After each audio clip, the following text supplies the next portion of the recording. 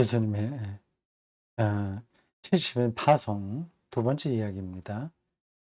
전체적으로는 누가복음 토파 읽기 220번이고요. 누가복음 10장으로 넘어왔습니다. 1절에서 16절까지 70인 파송 이야기가 나옵니다. 4절 이렇습니다. 그 두 명씩 보내는데 둘씩 앞서 보내시는데 둘씩 보내는데 준비하지 말라고 하네요. 어떤 어, 필요한 게 있을 텐데 여기 이렇게까지 얘기합니다. 전대 돈 가방이죠. 돈 필요하죠. 근데 준비하지 마라. 배낭,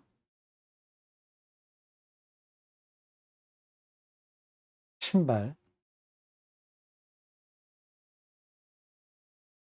가지지 말며 길에서 아무 얘기도 무난하지 말라. 다른 준비하지 말라고 하는 건 이해가 되는데 무난하지 말라고까지 하네요. 내가 뭐 이렇게 인사하고 뭐 그런 거 하지 말라는 뜻은 아니겠죠. 사람들 만나서 뭐 이게 묻고 저거 묻고 뭐 그렇게 그런 데 머물러 있다가는 하나님 나라를 선포하기 힘든 겁니다.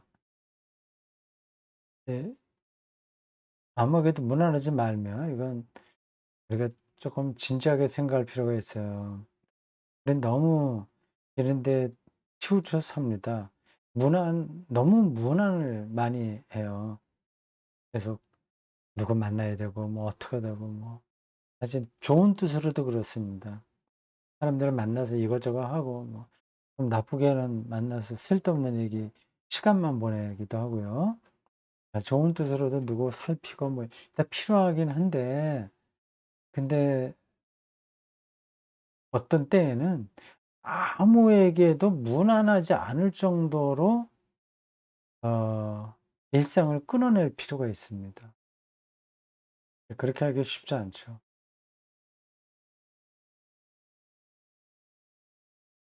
산티아고 순례길에 나선 사람처럼 자기 길만 가는 거가 필요합니다. 근데 지금 우리는 너무 많아요. 무난 인사가 너무 많습니다. 그 재미로 사는 사람도 많이 있겠죠.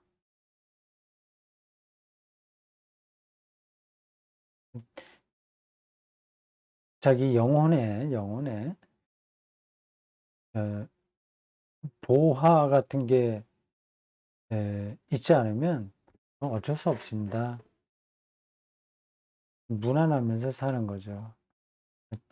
뭐 그렇게 살더라도 착하게만 살면 다행이고 그리고 여기저기 피해 보지 말고 잘 베풀면서 그렇게 살면 괜찮겠죠.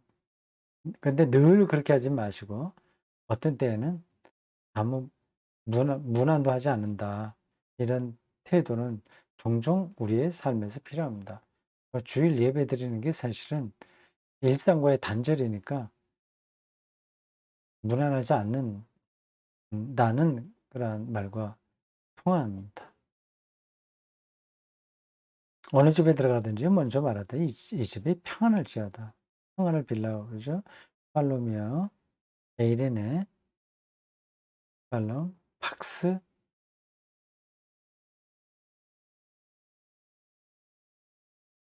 평안을 빌고 평안을 받을 사람이 없으면 너의 평안이 있으면 평안히 그 사람이 머물고 그렇지 않으면 너희에게로 돌아오리라.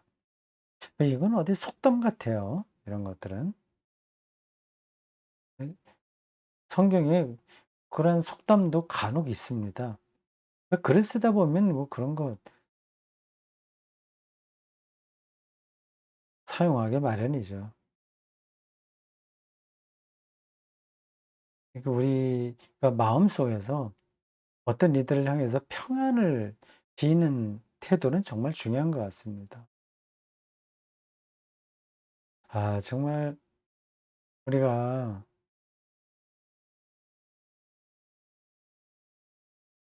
자기 중심성에서 좀 벗어나서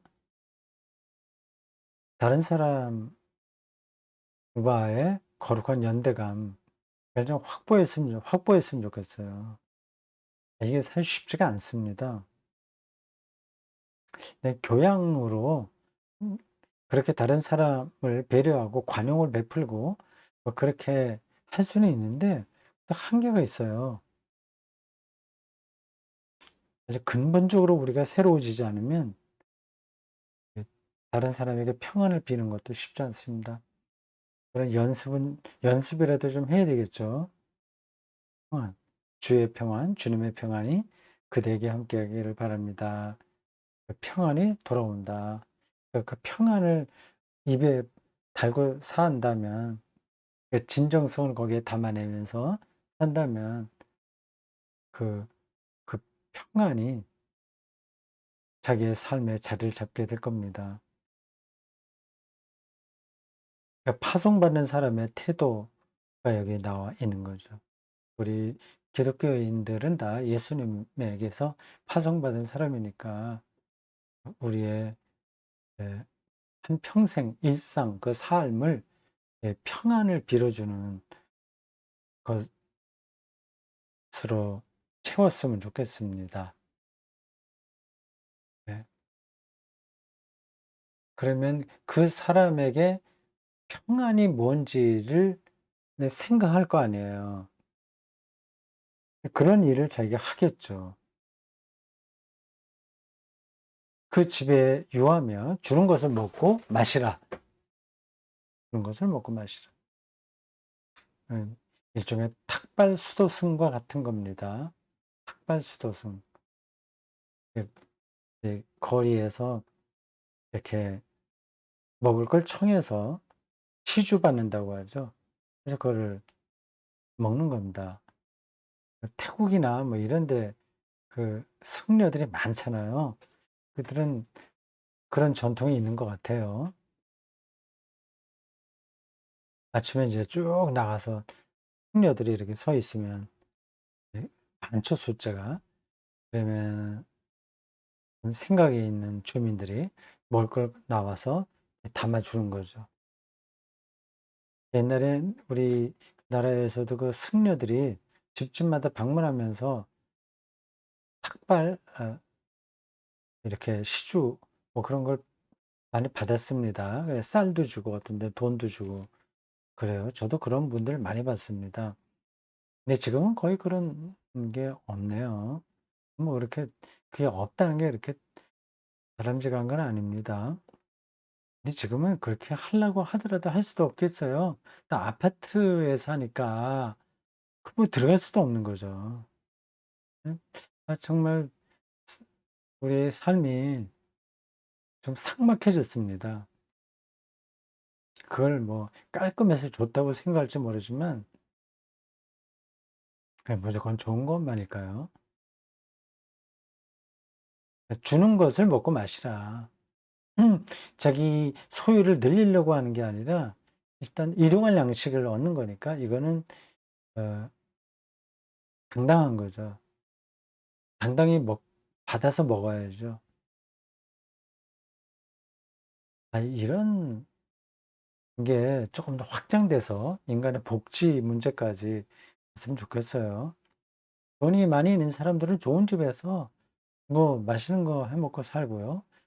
그렇지 못한 사람들은 좀 적은 집에서 살고 또 이런저런 이 어려운 일을 당해서 완전히 집도 나가야 될 정도로 일용할 양식이 정말 없는 사람들은 이 공동 식사 이런 것들을 이 정부 차원에서 아니면 시민단체 차원에서 좀 해결해 주는 게 어떨까 싶어요. 마음만 먹으면 되는데 마음 먹기도 힘들고 예 그렇습니다. 이게 주는 것을 먹고 마시라. 예. 일꾼이 그 셋을 받는 것이 마땅하니라. 이 집에서 저 집으로 옮기지 마라. 좀 불편하다고 해서 또 다른 집 찾고 이렇게 하는 거는 민폐를 끼치는 거잖아요. 수도자들은 순례자들은 어디에 가서도 주는 것을 먹기는 하고 잠자리를 얻어서 자기는 하되 민폐를 끼치면 안 되니까요. 근본적인 의미에서 우리 인간 삶이 순례잖아요. 그러니까 최소한 일용할 양식 이거는 자기가 책임지고 벌어야 되고, 또 그거는 그럴 능력이 없는 사람들은 그걸 요구해도 되고, 마땅하다고 그랬잖아요. 삭슬 받는 것이 마땅하다. 인간으로 태어났는데 일용할 양식이 없으면 안 되잖아요. 근데 조금 더 편하게 뭐 하겠다고 민폐는 끼치지 않으면서 하는 거. 최소한도의 삶의 그 그것을 어 기본 바탕으로 하되 당당하게 살아가고 민폐는 끼치지 않고, 이런 정도의 태도가 필요하겠어요. 그거를 복지 차원에서 해결할 수 없을까요? 해결했으면 좋겠는데. 그래야지 이 자본주의, 이 척박한 자본주의, 바알 숭배와 똑같은 자본주의에서